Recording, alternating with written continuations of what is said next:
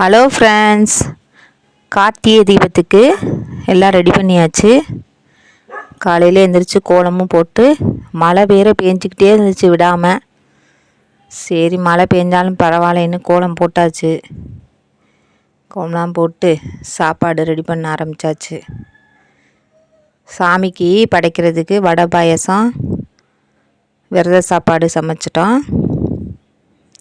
சாம்பார், ரசம், பொரியல், முருங்கைக்கீரை பொரியல், பூசணிக்காய் சாம்பார்,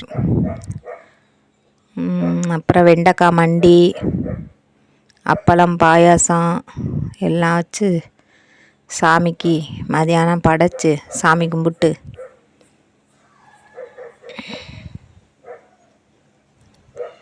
முருகனுக்கு விரத சாப்பாடு படைச்சாச்சு வடை பாயசத்தோட.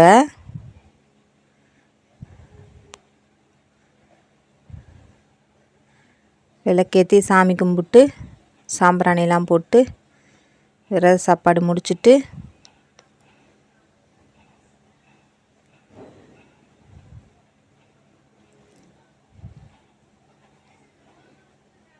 சாமி கும்பிட்டு நம்மளும் அப்படியே சாப்பிட ஆரம்பித்தாச்சு.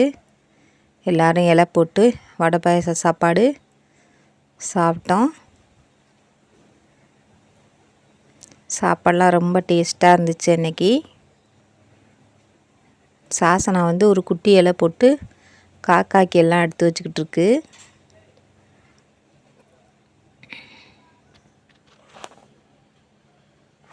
அப்படியே காக்காய்க்கும் சாதம் வச்சுட்டு ஈவினிங் விளக்கேற்றுறதுக்கு ஸ்டார்ட் பண்ண வேண்டியதான்.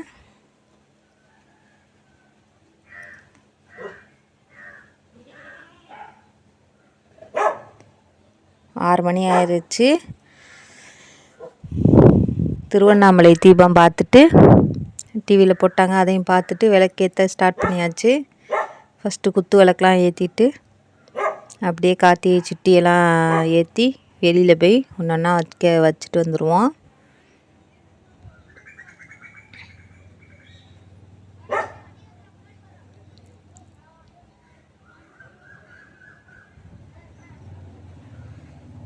இப்போ வீட்டுக்குள்ளே விளக்கு ஏற்றியாச்சு. இப்போ வெளியில் போய் தீபம் ஏற்றிட்டு வந்துடுவோம்.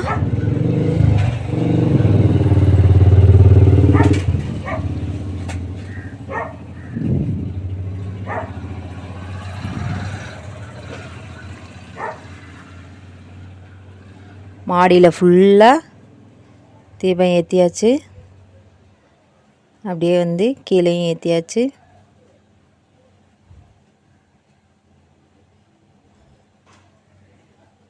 கோலம்லாம் போட்டு மழை பேஞ்சிக்கிட்டே இருந்துச்சு. துருளாக அதோட அதுவாக ஏற்றிட்டோம் ஒரு வழியாக. ஓயாமல் விளக்கு காற்றடிச்சு அணைஞ்சிக்கிட்டே இருந்துச்சு. அப்படியே ஏற்றியாச்சு. கார்த்திகை அன்னைக்கு தீபம் ஏற்றுறதே வீடெல்லாம் ஒரே அழகு தான் இல்லை?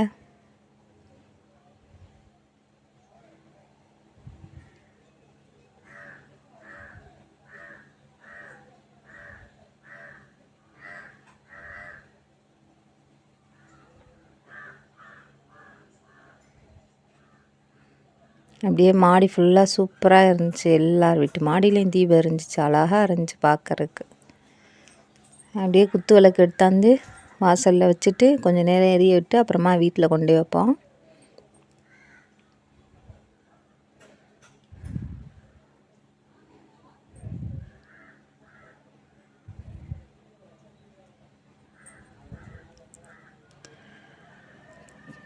கார்த்திகை தீபம் சிறப்பாக கொண்டாடியாச்சு.